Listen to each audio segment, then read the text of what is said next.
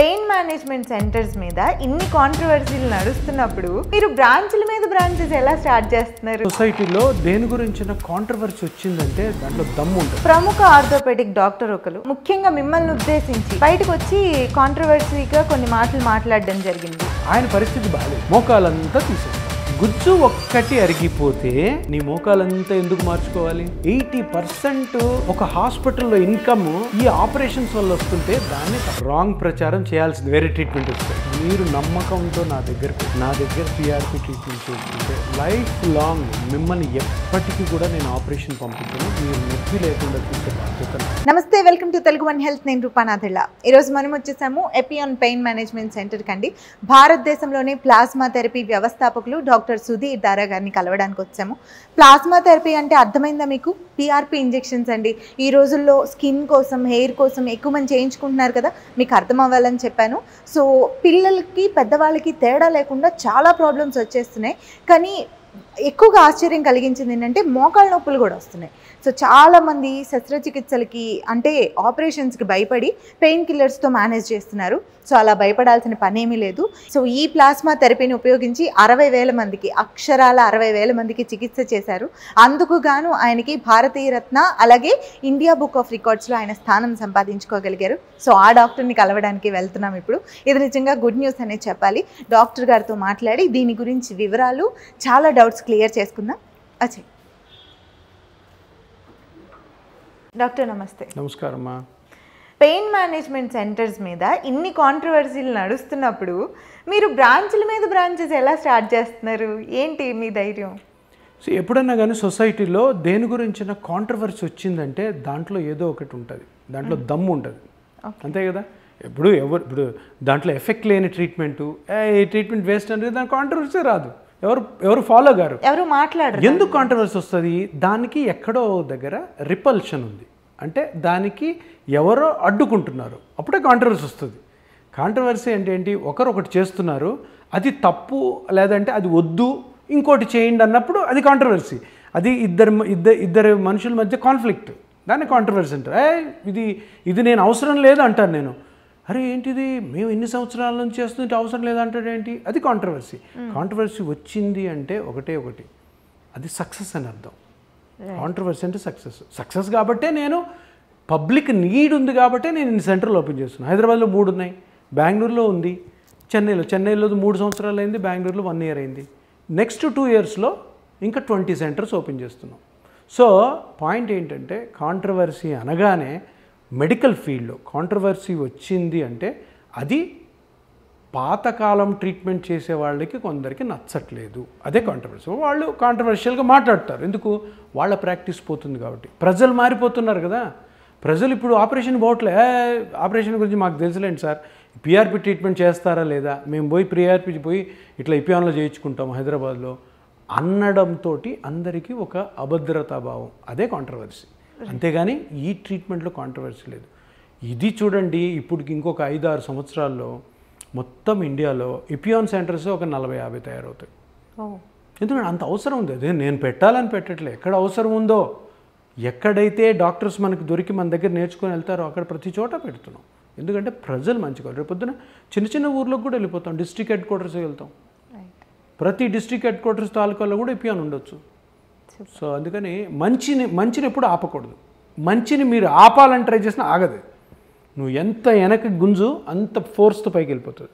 Right sir. So మీరు ఏదైతే ఇప్పుడు క్వశ్చన్ అడిగారో అది కరెక్ట్. అంటే అందరూ అదే అనుకుంటారు. ఎందుకు అనుకున్నారంటే ఇప్పుడు మోకాళ్ళు అరిగిపోయినాయి, మోకాలు నొప్పి వచ్చింది, 50 ఏళ్ళు దాటినాయి, మోకాలు నొప్పి వచ్చింది కాబట్టి ఫస్ట్ ట్యాబ్లెట్స్ వాడాము, తర్వాత ఎక్సర్సైజ్ చేసాము, ఫిజియోథెరపీ చేసాము. ఇవన్నీ చేసిన తర్వాత ఒక 2-3 సార్లు ఆర్థోపెడిక్ డాక్టర్ దగ్గరికి వెళ్ళాము. ఫస్ట్ అరుగుతుందమ్మా, ఎక్సర్సైజ్ చేయండి, బరువు ఎత్తొద్దు, లేదు మెట్లు ఎక్కద్దు, మెట్లు దిగద్దు, ప్లస్ ఎక్కువసేపు నిలబడద్దు వంట దగ్గర అంటారు. ఫైనల్గా ఒక 2-3 times ఆయన దగ్గరికి వెళ్ళక ఆపరేషన్ అని చెప్తుంటారు. అంటే ఒక 40-50 సంవత్సరాల నుంచి కూడాను ఈ ప్రాసెస్ నడుస్తూనే ఉంది. రైట్. మీ అమ్మమ్మ గారికి అయి ఉండొచ్చు, మీ మదర్కి అయి ఉండొచ్చు, మీ చుట్టుపక్కల ఎవరైనా పెద్దవాళ్ళు ఉంటే ఇదే. అంటే నొప్పి రావడం, మందులు వాడడం, తర్వాత డాక్టర్ దగ్గరికి వెళ్ళడం, ఆపరేషన్ అనడం, ఆపరేషన్ అంటే భయపడి వెనక్కి రావడం, వెనక్కి వచ్చిన తర్వాత వీళ్ళని అడిగి ఏంటి నొప్పి తగ్గట్లేదు, నేను భరించలేకపోతున్నా అంటే, ఎందుకు నొప్పి భరిస్తావు, ఆ డాక్టర్ మంచి డాక్టర్ ఉన్నాడు, ఈ డాక్టర్ మంచి డాక్టర్, ఆపరేషన్ చేసేసుకో, అతను ఆపరేషన్ చేసుకొని బాగున్నాడు, ఇతను ఆపరేషన్ చేసుకొని బాగున్నాడు అని విని ఆపరేషన్కి వెళ్ళిపోతున్నారు. బాగుంది అంటే ఆపరేషన్ అంటే ఏం చేస్తారు, మోకాలంతా తీసేస్తారు. అంటే మోకీలు అంటే నీ జాయింట్ మొత్తం తీసి కొత్తది పెడతారు. ఇప్పుడు అందరికీ వచ్చే ఒక డౌట్ ఏంటంటే, నాకు మోకాలు నొప్పి వచ్చింది, మోకాలు నొప్పి వస్తే మోకాలు అంతా చెడిపోయిందా? అంతే కదా, అది డౌటే కదా. ఇప్పుడు అపెండిక్స్ అని కడుపులో ఉంటుంది, అపెండిక్స్ పేగు వాస్తుంది, అది వాసినప్పుడు తీవ్రమైన నొప్పి వస్తే 24 గంటలు ఆపరేషన్ చేయాలి, దానికి ఆపరేషన్ చేసి తీసేయాలి. ఎందుకు, అది మొత్తం పేగంతా చెడిపోయింది కాబట్టి తీసేయాలి. అట్లాగే నా మోకాలు కూడా, మోకాల్లో ఉన్న ఏవైతే స్ట్రక్చర్స్ ఉన్నాయో అన్నీ చెడిపోయినాయా అన్న డౌట్ ఎవరికి రావట్లే. రైట్, ఇదే పద్ధతి అనుకుంటా. అదే వెళ్తే చేయించేసుకోవాలి. ఇది కరెక్ట్గా 2017 వరకు ఇది నడిచింది. దాని తర్వాత ఒక రెవల్యూషన్ స్టార్ట్ అయింది, ఒక విప్లవం. ఏం విప్లవం అంటే, అరే ఎవరు వెళ్ళినా కూడాను మోకాలు ఆపరేషన్ అంటుంటే, అంటే ఏదన్నా ఒకటి టూ మచ్ అయిందనుకో జనాల నుంచి రిపల్షన్ స్టార్ట్ అవుద్ది రాదని. సో అది ఎందుకు వచ్చింది రిపల్షన్ అంటే, ఒక ట్రీట్మెంట్ స్టార్ట్ అయింది. ఏం ట్రీట్మెంట్ అది, ప్లాస్మా థెరపీ అంటే PRP థెరపీ. ఎవరు స్టార్ట్ చేశారు, నేనే స్టార్ట్ చేశాను. అంటే నేను కనుక్కోలేదు, నేను స్టార్ట్ చేశాను. అదే అనుభూతి, విప్లవం మీతోనే మొదలైంది. అంటే ఇది స్టార్ట్ చేసింది ఎవరు, ఆర్థోపెడిక్ డాక్టర్సే. ఎప్పుడు స్టార్ట్ చేశారో 30 సంవత్సరాల క్రితం దీన్ని కనుక్కున్నారు. దీనికి ఇండియా గవర్నమెంట్ పర్మిషన్స్ ఇచ్చింది, అమెరికన్ గవర్నమెంట్ కూడా ఇచ్చేసింది. కానీ అందరికీ చాలామందికి ఏమనిపించిందంటే, అరే మోకాలులో గుజ్జు అరిగిపోతే లేదా మోకాల్లో నొప్పి వచ్చింది, ఒక చిన్న ఇంజెక్షన్ తోటి దాన్ని సెట్ చేయాలన్న భావన, సెట్ చేయాలన్న మంచి ఆలోచన చాలామందికి రాలే. డాక్టర్లకు కాదు, ఈ రీసెర్చర్స్కి, ఇండస్ట్రియలిస్ట్కి. సో దీన్ని తొక్కిపెట్టారంటే మడత పెట్టి షెల్ఫ్లో దూస్తారు కొన్ని సంవత్సరాలు, కొన్ని దశాబ్దాల పాటు.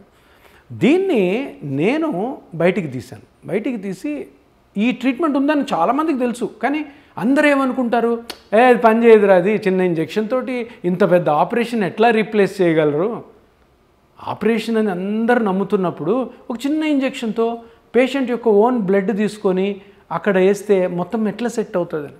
కానీ ఉన్న నిజం ఏంటంటే, మీ అందరికీ కూడా మోకాలు నొప్పి వచ్చింది అంటే మోకాలలో ఒక 10% మటుకే స్ట్రక్చర్స్లో డ్యామేజ్ ఉంటుంది. 90% మీ మోకాళ్ళలో అంతా నార్మల్గానే ఉంటుంది. నేను ఉదాహరణకి బొమ్మ చూపిస్తాను చూడండి. ఇది చూడండి, ఇది మీ మోకీలు, నీ జాయింట్, ఇది బోను, సైడ్లో లిగమెంట్స్, పైన మజిల్స్ ఉంటాయి. తర్వాత ఈ తెల్లగా కనపడుతుంది మెనిస్కస్ అంటాము, ఈ బ్లూగా ఉంది చూసారా, ఇది కార్టిలేజ్. అంతే, ఈ 5 ఉంటాయి. 2 ఎముకలు ఉంటాయి, పైన మజిల్స్ ఉంటాయి, సైడ్లో లిగమెంట్స్ ఉంటాయి. ఈ తెల్లదేమో మెనిస్కస్, బ్లూది కార్టిలేజ్. మోకాలు అరిగిపోయిన ప్రతి ఒక్కరికి కూడాను ప్రాబ్లం అంతా ఈ కార్టిలేజ్ అరిగిపోవడం వల్ల. ఓకే, ఈ కార్టిలేజు అరిగిపోతే నొప్పి ఎందుకు వస్తుంది, ఈ కార్టిలేజు 2 ఎముకల మధ్యలో కుషన్లా ఉంటుంది, ఒక షాక్ అబ్జార్బర్ లాగా, దిండులాగా. అది వయసు రీత్యా అరిగిపోతుంది. అదే అరిగిపోతే ఈ 2 ఎముకలు దగ్గరకు వస్తాయి, అది రాసుకోవడం వల్ల నొప్పి వస్తుంది. సో ఇప్పుడు మూల కారణం ఏంటి, అది కార్టిలేజ్ అంటే గుజ్జు ఒక్కటి అరిగిపోతే నీ మోకాలంతా ఎందుకు మార్చుకోవాలి, కరెక్టేగా. ఇప్పుడు పొలం వేస్తాం, కలుపు వస్తుంది, కలుపు పీకుతామా, పొలం అంతా పీక్కుంటామా, కలుపే. ఇది మొత్తం తీసేసి ఈ 2 బోన్స్ ప్లేస్లో 2 మెటల్స్ పెట్టి, స్టీల్ పెట్టి, ఆ స్టీల్ని ఈ బోన్కి సిమెంట్ వేసి అతికిస్తారు. సో ఇలా యాక్చువల్లీ ఇది నార్మల్గా ఉన్నప్పుడు, నొప్పి లేనప్పుడు. అరిగిపోతే ఇగో ఇట్లా అవుతుంది. ఎర్రగా అయిన చూసారు ఇక్కడ, ఆ ఎర్రగా అయిన ప్లేసే అంటే మొత్తం మోకాల్లో ఈ ఒక్క పార్ట్ మటుకే అరిగింది, ఇక్కడ కొంచెం అరిగింది, ఈ ఒక్క పార్ట్ అరిగింది. ఇదంతా నార్మల్గానే ఉంటుంది అందరికీ. ఆపరేషన్ చేసే డాక్టర్లు ఏం చేస్తారు, మొత్తం పీకేస్తారు. ఎలా, ఇది పీకేసి దీంట్లో మెటల్స్ పెట్టి సిమెంట్ వేసి అతికిస్తారు. మీ న్యాచురల్గా ఉన్నది ఉండదు. అంటే ఇది నార్మల్, ఇది ఫస్ట్ క్లాస్గా ఉంది, ఇది కరెక్ట్గా ఉంది, పైన మజిల్స్ కరెక్ట్గా ఉన్నాయి, అన్నీ ఎందుకు తీయాలి? సో ఈ సిద్ధాంతంతోనే ఒక 30-40 సంవత్సరాల క్రితం ఈ పిఆర్పి అన్న ట్రీట్మెంట్ కనిపెట్టి దాన్ని వేరే వేరే కారణాల వల్ల షెల్ఫ్లో పెట్టి దోసేస్తారు. దాన్ని ఎవడు పట్టించుకోవాలి, దుమ్ము పట్టింది అది. ఇది ఉందని తెలిసి నేను 2017లో నేను ఒక 2012 నుంచి కూడా దీని మీద రీసెర్చ్ అంటే పేపర్స్ చదవడము, ఎలా ఉంది దీని ఎఫెక్ట్ అని చూడడము, చాలా చోట్లకి నేను ట్రైనింగ్ వెళ్ళి నేర్చుకొని వచ్చాను. వచ్చిన తర్వాత 2017లో నేను ఇపియాన్ హాస్పిటల్ స్టార్ట్ చేసి ఈ ట్రీట్మెంట్ని స్టార్ట్ చేశాను. ఓకే. స్టార్ట్ చేసిన తర్వాత సరే మరి స్టార్ట్ చేశారు సార్, ఎఫెక్ట్ ఎలా ఉండిందని ఫస్ట్ 2 నెలల్లో 10 కేసులు చేశాను. ఓకే. 10 మందికి చేశాను, నాకు తెలిసిన వాళ్ళకి, నాకు తెలిసిన పేషెంట్కి. ఇది ఫుల్ టెన్షన్లో. ఓకే. మరి ఏమవుతుందో తెలీదు. అంతేగా స్టార్టింగ్ చిన్న ఇంజెక్షన్తో పేషెంట్ బ్లడ్ తీసుకొని పేషెంట్ బ్లడ్లోని గ్రోత్ ఫ్యాక్టర్స్ తీసుకొని అవి నేను ఇప్పుడు ఇక్కడ చెప్పాను కదా ఎర్రగా అయిందని, అక్కడ వదలడం. అక్కడ వదిలితే ఇది మళ్ళీ నార్మల్ అవ్వాలి అనుకొని చేశాను. భయంగా తగ్గకపోతే పేషెంట్ ఏమంటాడు, మనం ఫ్లాప్ అయిపోతాం. తగ్గకపోతే అందరు చీవాట్లు పెడతారు. ఫస్ట్ ఆఫ్ ఆల్ నేను అనస్థీషియా జాబ్ చేసేవాడిని, మత్తు డాక్టర్ని. అవన్నీ వదిలేసేసి ఈ కొత్త హాస్పిటల్ స్టార్ట్ చేశాను. నా వైఫ్ కూడా అనింది, ఎందుకు ఇట్లాంటి ఓవర్ యాక్షన్ చేస్తున్నావు, నువ్వు మంచి జాబ్ వదులుకున్నావు, రేపొద్దున ఇది కానీ సరిగ్గా పని చేయకపోతే మన ఇంటి పరిస్థితి ఏంటి, మన ఫుడ్ ఎట్లా, మన పిల్లోడిని ఎట్లా చదివించుకుంటాం అని మొండిగా దిగాం. 2 నెలల్లో ఈ 10 మంది పేషెంట్లు ఎక్సలెంట్గా రికవర్ అయ్యారు. సూపర్. ఇంకంతే. ఆ రోజు నుంచి ఈరోజు ఇంక ఫ్యూచర్లో కూడా వెనక్కి తిరిగి చూసే సమస్య లేదు. అంటే ఆల్రెడీ ఒక సిద్ధాంతం ఉంది, ప్రిన్సిపల్ ఏంటి, పిఆర్పి ఉందని. అది ఆర్థోపెడిక్ డాక్టర్లు 30 సంవత్సరాల క్రితమే కనుక్కున్నారు. దాన్ని తీసుకొని దాన్ని మన ఇండియా పేషెంట్లకి తగ్గట్టుగా ఒక ప్రోటోకాల్ రూపొందించి దాన్ని స్టార్ట్ చేయడంతో అది సక్సెస్ అవడంతో ఈరోజు ఈ ఒక్క హాస్పిటల్ ఇపియాన్ హాస్పిటల్లోనే మోకాళ్ళకి మటుకే 60,000 కంటే ఎక్కువ కేసులు చేసి దాంట్లో 90 to 95% సక్సెస్ రేట్ సాధించిన ఈ ఇండియాలో ఏకైక డాక్టర్ ఎవరనంటే డాక్టర్ సుధీర్ ధారా, అది నేను. బాగానే ఉంది సార్ మీరు చెప్పిందంతా. ఆర్థోపెడిక్ డాక్టర్లే దీన్ని కనుక్కున్నారని కూడా చెప్తున్నారు. కానీ ఒక ప్రముఖ ఆర్థోపెడిక్ డాక్టర్ ఒకరు ముఖ్యంగా మిమ్మల్ని ఉద్దేశించి ఆయన ఒక్కళ్ళే, మిగిలిన వాళ్ళు బాగానే ఉన్నారు, బయటకు వచ్చి కాంట్రవర్సీగా కొన్ని మాటలు మాట్లాడడం జరిగింది. దానికి ఏం సమాధానం చెప్తారు? ఇప్పుడు ఆయన ఒక్కడే పాపం, పెద్ద ఆయన, నాకు కూడా బాగా పరిచయం ఉన్నాడు, నా గురువు లాంటి వాడు. సో ఆయన తప్ప ఇంకెవ్వరు దీని గురించి బ్యాడ్గా మాట్లాడలే, ఎందుకంటే అంత మంచి ఉంది ఇందులో. ఇంకోటి, మీరు కనిపెట్టిన దాన్నే మీరు తిట్టుకుంటే ఎట్లా? అంతే కదా, ఎవరో కనిపెట్టింది కాదు, ఆర్థోపెడిక్ డాక్టర్సే కనిపెట్టారు. మీరు హిస్టరీ తీసి చూస్తే ఆయన ప్రాబ్లం ఏంటంటే ఆయన ఇంత స్టేట్మెంట్స్ ఇవ్వడానికి కారణము ఆయన పరిస్థితి బాగాలేదు. అంటే ఆయన ప్రాక్టీస్ అయిపోయింది. ఇప్పుడు ఆయన దగ్గర 30 సంవత్సరాలు దొరికిన మోకాళ్ళని కోసేశాడు. అరే మోకాళ్ళలో నేను ఇప్పుడు చెప్పాను కదా, ఇంత చిన్న భాగము డ్యామేజ్ అవుతుంటే మొత్తం మోకాలు ఎందుకు తీయాలి అని ఆయనకు అనిపిలే. తప్పు కదా, ఆయనకు తెలియదంటారా? తెలుసు, కాకపోతే ఎందుకు మనం చేసే ప్రాక్టీస్ని ఎందుకు ఆపుకోవాలా? అది ఆపితే ఏముంటుంది, వేరేదేం పని ఉండదు, ఇంకా ఖాళీ కూర్చోవాలా. సో ఇప్పుడు పిఆర్పి అన్నది ఒకటి ఉంది 30 సంవత్సరాల క్రితము. అంత పెద్ద ఫేమస్ డాక్టర్ ఆయనకు తెలియదా ఉంటుందని?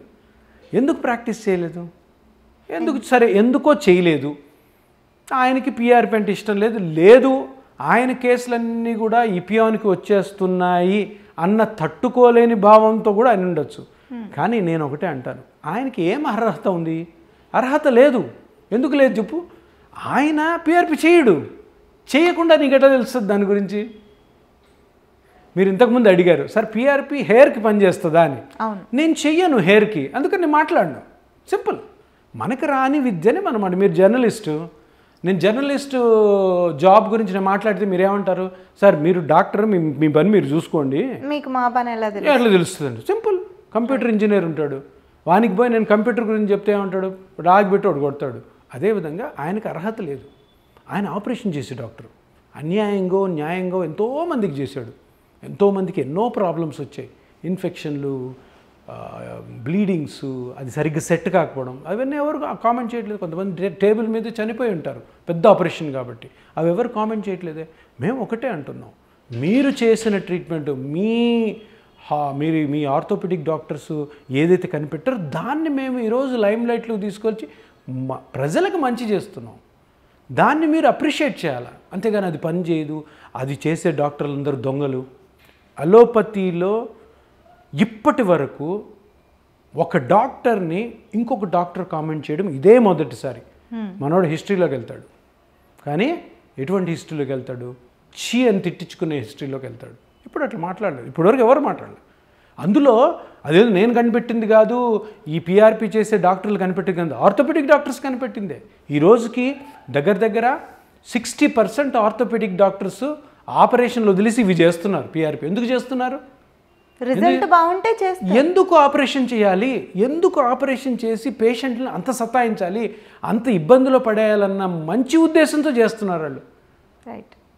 ఈరోజు ఎక్కడన్నా పోండి, మీరు కార్పొరేట్ హాస్పిటల్ ఎక్కడికి పోయినా కానీ మీరు పిఆర్పి చేస్తారంటే ఆర్థోపెడిక్ డాక్టర్స్ వాళ్ళ బోర్డ్స్ కింద రాసుకుంటున్నారు, ఇక్కడ పిఆర్పి చేయబడును.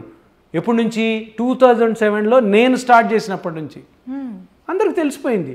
అరే ఈ డాక్టర్ వచ్చాడు, ఈయన చేస్తున్నాడు, ఈయన మంచి రిజల్ట్ వస్తుంది, చాలామంది పేషెంట్లు ఆయన దగ్గర పోతున్నారు.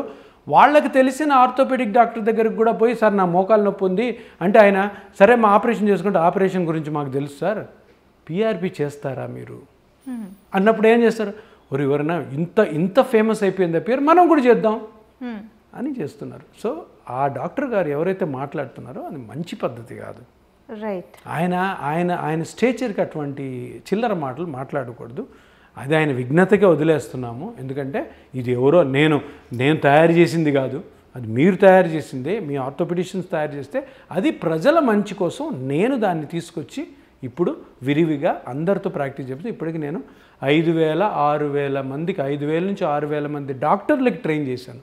వాళ్ళందరూ కూడా వాళ్ళ ప్లేస్లో చేస్తున్నారు. అందరూ మన స్టూడెంట్సే. అందరూ కూడాను వాళ్ళకి కష్టం వచ్చినప్పుడు నాకు ఫోన్ చేసి అడుగుతారు, సార్ ఇట్లా చేస్తుంటే ఇట్లా అవుతుంది, ఇట్లా చేస్తే ఈ పేషెంట్ నొప్పి తగ్గలేదు, మీరు ఏమైనా సలహా ఇస్తారని. ఇప్పుడు హైదరాబాద్లో చాలామంది లేడీ డాక్టర్స్ ఉన్నారు, చాలామంది ఆర్థోపెడిక్ డాక్టర్స్ నా దగ్గర ట్రైన్ అయి ఉన్నారు.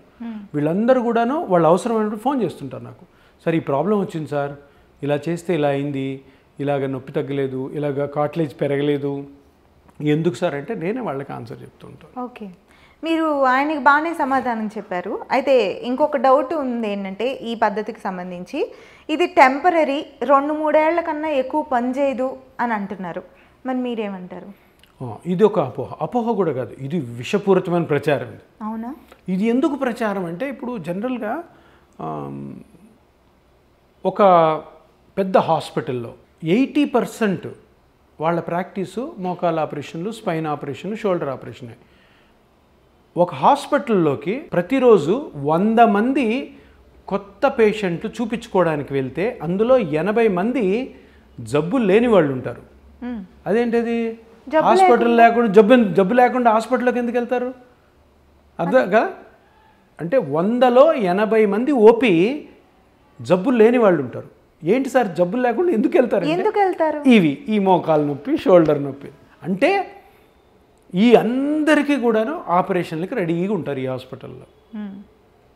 సో ఇంతమంది 80% ఒక హాస్పిటల్లో ఇన్కమ్ ఈ ఆపరేషన్స్ వల్ల వస్తుంటే దాన్ని తప్పకుండా రాంగ్ ప్రచారం చేయాల్సింది. వేరే ట్రీట్మెంట్ వస్తే వాళ్ళని కాపాడుకోవాలి కదా. అప్పుడు ఏం చేస్తారు? ఈ పిఆర్పి పని చేయదు, 1 year పనిచేస్తుంది, 6 months పనిచేస్తుంది, అసలు పని చేయదు. ఇవన్నీ కూడాను ఇక్కడి నుంచి వచ్చినవే.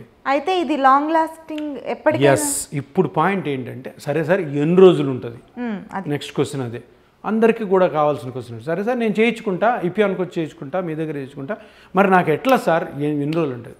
ఒకటే విషయం చెప్తున్నాను, మోకాలులో మీకు నొప్పి వచ్చింది, అది నాని నొప్పి కారణము గుజ్జు కానీ ఇతర లిగమెంట్స్ కానీ ఇతర ఏ పార్ట్ అయినా కానీ ఆ పార్ట్ని మీ ఓన్ బ్లడ్తోనే, మీ ఓన్ రక్తంలోని కొన్ని కణాలతోనే మళ్ళీ దాన్ని నార్మల్ చేస్తాం, దాన్ని కరెక్షన్ చేస్తాం. చేసిన తర్వాత దాన్ని కాపాడుకోవాలి. ఎలా? చిన్న చిన్న ఎక్సర్సైజులు, చిన్న జాగ్రత్తలు, ఇవి కానీ చేస్తే ఇది దీర్ఘకాలం కొన్ని సంవత్సరాల పాటు మీకు ఇబ్బంది కలుగనియదు. ఎవరైనా ఏ డాక్టర్ అయినా కానీ, అది ఆర్థోపెడిక్ డాక్టర్ కాదు, సర్జన్ కాదు, ఫిజిషియన్ కాదు, ఎవరైనా కానీ ఈ ట్రీట్మెంటు ఇన్ని రోజులు పనిచేస్తుంది, ఈ ఆపరేషను ఇన్ని సంవత్సరాలు పనిచేస్తుందంటే ఆ డాక్టర్ అబద్ధం చెప్తున్నాడు. ఎవ్వరికి తెలియదు. ఓకే, అది ఊరికే రఫ్గా అంటారు, ఇంట్లో ఉండొచ్చు ఇట్లా ఉండొచ్చు. అందుకని మీరు అందరూ తెలుసుకోవాలని కొన్ని పచ్చి నిజాలు ఏంటంటే, ఎవరన్నా డాక్టరు ఈ ట్రీట్మెంట్తో కంప్లీట్ క్యూర్ అయిపోతుంది, లేదా ఈ ట్రీట్మెంట్తో లైఫ్ లాంగ్ నువ్వు మళ్ళీ బాధపడవు అంటే అది అబద్ధం. అలోపతిలో ఎప్పుడు అటువంటివి ఉండవు. ప్రతిదీ కూడాను మేనేజ్మెంట్ అంతే. పర్టికులర్గా ఇవి డిసీజ్ కాదు కదా, తప్పకుండా వాటిని మేనేజ్ చేసుకోవాలి. దానికి చిన్న చిన్న చిట్కాలు ఉంటాయి, చిన్న చిన్న ఎక్సర్సైజ్ ఉంటాయి, చిన్న చిన్న ప్రికాషన్స్ ఉంటాయి అంతే. అవన్నీ కానీ పాటిస్తే లైఫ్ లాంగ్ కూడా ఉండే అవకాశం ఉంది. సరే సార్, ఫస్ట్ మీరు చెప్పినట్లుగానే ఒకసారి చేయించుకున్న తర్వాత జాగ్రత్తగా కాపాడుకోగలిగితే బాగానే ఉంటుంది. ఒకవేళ కాపాడుకోలేక మళ్ళీ రిపీట్ అయితే రెండోసారి కూడా చేయొచ్చా ఈ పద్ధతి? Excellent question. సో వస్తుంటారు అప్పుడప్పుడు 2 years 3 years సార్ నాకు మళ్ళీ నొప్పి వచ్చిందని వస్తారు. మళ్ళీ ఈ ట్రీట్మెంట్ కాదు, అసలు ఏం జరుగుతుందో మళ్ళీ కనుక్కోవాలా, అంతే కదా. మళ్ళీ మనం స్కాన్ చేస్తాం. ఒకటి స్కాన్ చేసి అరే మనం పెంచిన కార్టిలేజ్ బాగానే ఉంది కదా, మరి ఎక్కడైనా మజిల్ ప్రాబ్లమా, లిగమెంట్ ప్రాబ్లమా, ఏదో ప్రాబ్లం ఉంటుంది. ఇంకా రోజువారీ కార్యక్రమాలు ఉంటాయి కదా మనవి, వాటిల్లో మళ్ళీ తగ్గొచ్చు. సో ఇది దీనివల్ల వచ్చింది, అది కనుక్కొని దానికి మళ్ళీ సింపుల్గా ఈ పిఆర్పి ట్రీట్మెంటో వేరే ట్రీట్మెంటో చేస్తాం. అంతేగాని ఎవరిని కూడా మళ్ళీ నొప్పి వచ్చింది మేము ఇంకా నీకు ట్రీట్మెంట్ చేయలేము, నువ్వు వెళ్ళి సర్జరీ చేయించుకో అన్న క్వశ్చనే ఉండదు. నేను ఈపీఆన్లో ఒకటే ప్రామిస్ చేస్తున్నాను అందరికీ, నన్ను నమ్ముకొని ఏ పేషెంట్ అయితే మోకాలు నొప్పి కానీ, షోల్డర్ కానీ, ఇతర ఏ జాయింట్ కానీ, స్పైన్ కానీ వచ్చి ట్రీట్మెంట్ తీసుకున్నాక మిమ్మల్ని ఎట్టి పరిస్థితుల్లోగానో ఏ విధమైన సిచ్యువేషన్లో కూడా ఆపరేషన్కి పంపించను. ఇది నా ప్రామిస్. రైట్. మరి ఈ మోకాళ్ళ నొప్పులు ఈ పద్ధతిలో గ్రేడ్ 4 వరకు ఉంటుంది. గ్రేడ్ 1, గ్రేడ్ 2 ఇనీషియల్ స్టేజెస్లోనే ఈ పద్ధతి పనిచేస్తుంది. గ్రేడ్ 3, గ్రేడ్ 4 వరకు వెళ్ళేటప్పటికి పని చేయదు అని కూడా చాలా మందిలో అపోహ లేకపోతే అనుమానము ఉంది. మరి మీరేమంటారు? ఇది కూడా ఒక విషపూరితమైన ప్రచారం. ఎందుకు? ఇప్పుడు రూల్ ప్రకారము ఈ గ్రేడ్స్ అన్నీ ఎందుకంటే పేషెంట్ కోసం కాదు, ఎవరి కోసం? ఆపరేషన్ చేసే డాక్టర్ కోసం. అవునా? గ్రేడ్ 1, గ్రేడ్ 2, గ్రేడ్ 3, గ్రేడ్ 4 అన్నవి ఎక్స్రే చూసి డిసైడ్ చేస్తారు. ఏం చేస్తారు? ఎక్స్రేలో ఎముకలు కొద్దిగా దగ్గరికి వస్తే గ్రేడ్ 1, ఇంకొంచెం దగ్గరికి వస్తే గ్రేడ్ 2, మరీ ఎక్కువ దగ్గరికి వస్తే గ్రేడ్ 3, 2 ఎముకలు దగ్గరికి వచ్చి రాసుకుంటే గ్రేడ్ 4. దీంట్లో ఎందుకు ఈ గ్రేడ్స్ చేశారు అంటే గ్రేడ్ 3, గ్రేడ్ 4లోనే ఆపరేషన్ చేయగలరు, గ్రేడ్ 1, గ్రేడ్ 2లో చెయ్యరు. ఓకే.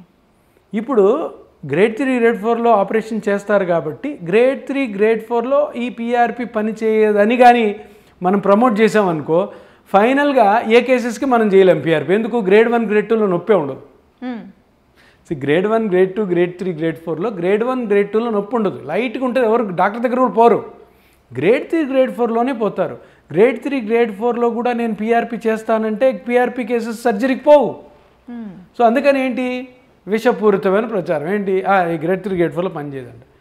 దీనికి సరే సార్ మీరు గ్రేడ్ 3, గ్రేడ్ 4లో కూడా పిఆర్పి పనిచేస్తుంది అంటున్నారు కదా, దీనికి మీ దగ్గర ఏమైనా ప్రూఫ్ ఉందా అంటే, నేను ఇంతకుముందు చెప్పాను 60,000 కేసులు చేశానని, దాంట్లో 59,000 కేసులు గ్రేడ్ 4వే వచ్చి కావలిస్తే నా సర్వర్లో, మా రికార్డ్స్లో, మా స్కానింగ్లు అన్నిట్లో ఉంటాయి. 59,000 మందికి అంటే 99% నేను ఇప్పుడు వరకు చేసిన పిఆర్పి ట్రీట్లు మోకాళ్ళలో గ్రేడ్ 4వే. ఇంతకంటే ప్రూఫ్ ఏం కావాలి? 59,000 కేసులకి నేను 90 to 95% సక్సెస్ రేట్ తోటి పిఆర్పితో గ్రేడ్ 4కి చేశానంటే గ్రేడ్ 4లో ఇది పనిచేస్తుంది అన్నట్ట లేనట్ట? పనిచేస్తుందని ఇంక గప్చుప్ అయిపోవాలంతే, టాపిక్ ఈజ్ ఓవర్. రైట్. 100% పనిచేస్తుంది. కానీ మనం తెలుసుకోవాల్సింది ఏంటంటే, ఈ అన్నీ చెప్పి ఆ మోకాళ్ళు మొత్తం కూడా నార్మల్గా ఉన్న బోన్స్, నార్మల్గా ఉన్న మజిల్స్, నార్మల్గా ఉన్న లిగమెంట్స్, నార్మల్గా ఉన్న మజిల్, మీ మెనిస్కస్ తీసుకోవడం భావ్యం కాదు అన్నది నేను చెప్పేది కాదు, ఆర్థోపెడిక్ డాక్టర్స్ ఎప్పుడో డిసైడ్ చేశారు. దాన్ని నేను బయటికి తీసుకొచ్చా అంతే. Okay sir. గ్రేడ్ 3 గ్రేడ్ 4కి నొప్పి వస్తుంది కాబట్టి జనాలు బయటకు వచ్చి కన్సల్ట్ అవుతారు వాళ్ళు అనుకున్న ఈ పెయిన్ మేనేజ్మెంట్ సెంటర్స్లో కావచ్చు ఎక్కడైనా. కానీ గ్రేడ్ 1 గ్రేడ్ 2లోనే తెలుసుకొని ముందు జాగ్రత్త పడేవాళ్ళు ఈ ఇంజెక్షన్స్ తీసుకోవచ్చా? తప్పకుండా తీసుకోవచ్చు. మీకు నొప్పి వచ్చింది, ఇప్పుడే వచ్చింది, కానీ టక్కన వచ్చింది, మీకు ఆల్రెడీ ఆపరేషన్ లేదు, ఒక చిన్న ఇంజెక్షన్తో చేస్తున్నారన్న ఐడియా ఉన్న వాళ్ళందరూ వస్తారు. అరే సార్ నాకు ఏమన్నా ఇప్పుడే అరిగిపోయింది, ఇప్పుడే చేసేసుకుంటే నేను లైఫ్ లాంగ్ హ్యాపీగా ఉంటాను కదా. ఎక్సలెంట్ క్వశ్చన్ ఇది, ఎక్సలెంట్ థింకింగ్ ఇది. అట్లా ఉంటే వెంటనే రండి, వెంటనే వచ్చి ఒక స్కాన్ చేసుకోండి, కారణం కనుక్కోండి దేనివల్ల వస్తుందో నొప్పి, వెంటనే ట్రీట్మెంట్ తీసుకోండి పిఆర్పి. అప్పుడు ఇంకా బాగుంటుంది, కార్టిలేజ్ థిక్నెస్ అంతా వెంటనే అది నార్మల్గా వచ్చేస్తుంది, కంప్లీట్గా రిలీవ్ అయిపోయి మళ్ళీ ఎప్పుడు నొప్పి రాకుండా ఉండొచ్చు. చాలా మంచి ఆలోచన ఇది. Right sir, thank you. నమస్కారం.